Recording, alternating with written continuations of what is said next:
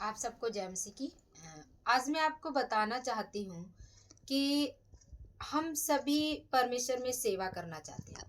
हम जितने भी लोग हैं जो हम प्रभु को मानते हैं, हर एक के अंदर ये बात रहती है कि मुझे प्रभु की सेवा करनी है और मेरे हाथों से लोग ठीक हो, लोग चंगे हो जाए, है ना। तो इसके लिए हमें क्या करना है कि हम परमेश्वर में हम किसी को चंगाई कब दे सकते हैं, हम किसी के लिए प्रार्थना करते हैं या हम किसी को क्या दे सकते हैं, है ना। जब हमसे कोई कुछ मांगता है तो जो अन्य लोग भी हमसे मांगते हैं तो हम उन्हें क्या दे सकते हैं, हम इसके बारे में आज देखेंगे। हालेलुया। प्रेरितों के काम मैं 3 पढ़ूंगी। ये है लंगड़े भिखारी को चंगा होना। हालेलुया। चंगा होना। तो पतरस और यूहन्ना तीसरे पहर प्रार्थना के समय मंदिर में जा रहे थे और लोग एक जन्म के लंगड़े को ला रहे थे, जिसको वे प्रतिदिन मंदिर के उस द्वार पर जो सुंदर कहलाता है बैठा देते थे कि वह मंदिर में जाने वालों से भीख मांगे। हालेलुया। सबसे पहले क्या है कि पतरस और यूहन्ना तीसरे पहर प्रार्थना के समय मंदिर में जा रहे थे। हालेलुया।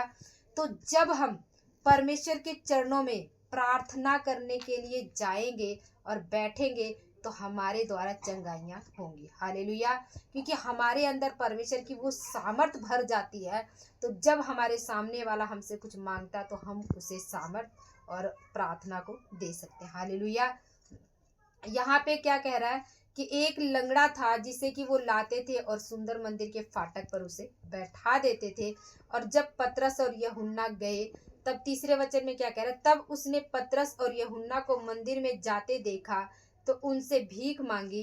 पतरस ने यूहन्ना के साथ उसकी ओर ध्यान से देखकर कहा, हमारी ओर देख।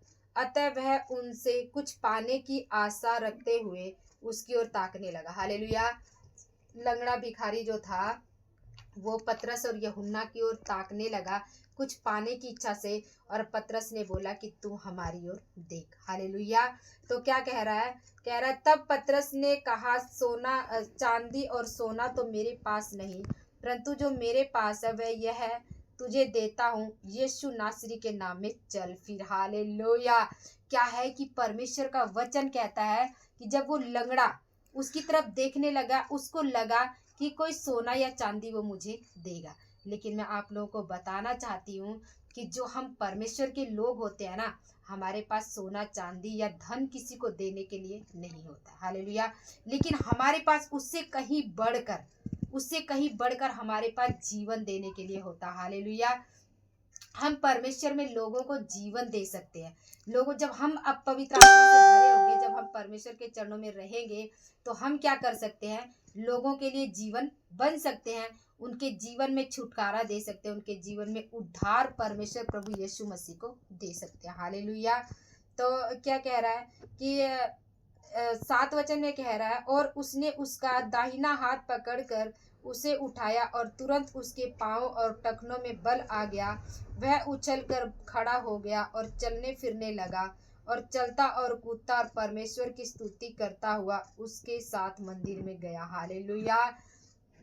क्या कह रहा है कि वो तो केवल परमेश्वर के सामने परमेश्वर के सामने नहीं, वो तो केवल यूहन्ना और पतरस के सामने इसलिए ताक रहा था ताकि उसे कुछ थोड़ा मिल जाए। हालेलुया। सोना या चांदी ना खत्म हो जाता उसका, लेकिन उन्होंने जो उसको दिया, उसको क्या बोला कि यीशु नासरी के नाम में तू चल फिर।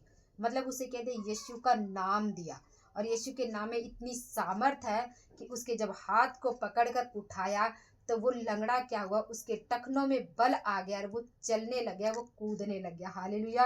और कूदने लग गया और साथ में वो मंदिर में उसके साथ गया। हालेलुया। तो जब हमसे जब कोई भिखारी कुछ मांगता है, हमसे कोई भी कुछ मांगता है ना, तो हमने यीशु के नाम को देना। हमने बोलना कि हमारे पास और कुछ नहीं है, लेकिन हम जो तुझे दे रहे हैं ना, हम जीवन का जल तुझे दे रहे हैं, हम जीवन की रोटी तुझे दे रहे हैं। और ये सामर्थ हमें कैसे मिलती है, हमें प्रार्थना में बैठने से मिलती है। हालेलुया। क्योंकि पतरस और यूहन्ना क्या कर रहे थे, प्रार्थना के समय मंदिर में जा रहे थे। इसलिए हमें भी अपना टाइम देखना है कि हम किस टाइम परमेश्वर के चरणों में जा सकते हैं और उससे प्रार्थना कर सकते हैं और उससे सामर्थ्य ले सकते हैं, और उस सामर्थ्य के द्वारा हम दूसरे लोगों को भी वो दे सकते हैं। लोग हमसे धन दौलत के लिए आएंगे, सांसारिक वस्तुओं के लिए आएंगे, लेकिन हम उन्हें क्या करेंगे? जीवन उनको देंगे। हालेलुया। तो इस वचनों में हमने सीखा है कि हमारे द्वारा यदि किसी को चंगाई मिलनी है तो हमें परमेश्वर के चरणों में बैठना होगा, हमें उससे सामर्थ्य को मांगना होगा। हालेलुया।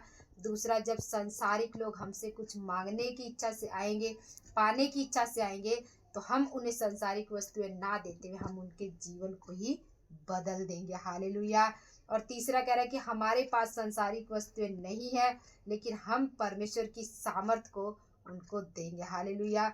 चौथा कहता है हमें अपनी सामर्थ्य को पहचानना है। हम प्रभु यीशु मसीह के नाम में सामर्थी हैं। हालेलुया। हमें क्या है? अपनी सामर्थ्य को पहचानना है। हम अपनी सामर्थ्य को पहचान सकते हैं। हम आज भी लंगड़ों को चलाने की सामर्थ्य रखते हैं। ऐसा नहीं है कि पहले ऐसा होता था, आज भी ऐसा होता है। लंगड़े चलते हैं, अंधे देखते हैं और बहरे सुनते हैं। तो हमें अपनी सामर्थ्य को पहचानना है कि हमारा प्रभु यीशु मसीह आज भी जीवित है और वो हमारे जीवन में और हमारे द्वारा दूसरों के जीवन में काम करता है। हालेलुया। परमेश्वर हमारा यही चाहता है कि हम अपनी सामर्थ्य को पहचाने कि हमें क्या सामर्थ्य परमेश्वर ने दिया। हालेलुया। इस वचन को जो भी आप लोग सुन रहे हैं, परमेश्वर आपके जीवन में उस लंगड़ेपन को खत्म करने की सामर्थ्य रखता है। यदि कोई शारीरिक रूप से लंगड़ा है और आज इस वचन को सुन रहा है, तो परमेश्वर उसके टखनों में वो बल और वो सामर्थ्य को भर देगा। हालेलुया।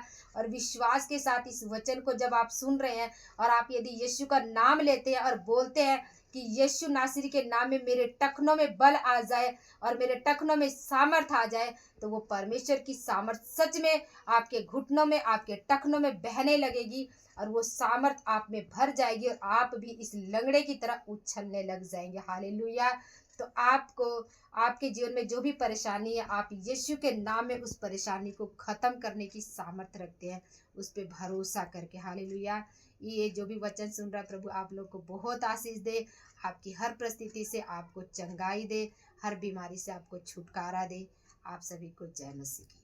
प्रभु यीशु के नाम में आप लोगों को आशीष मिले।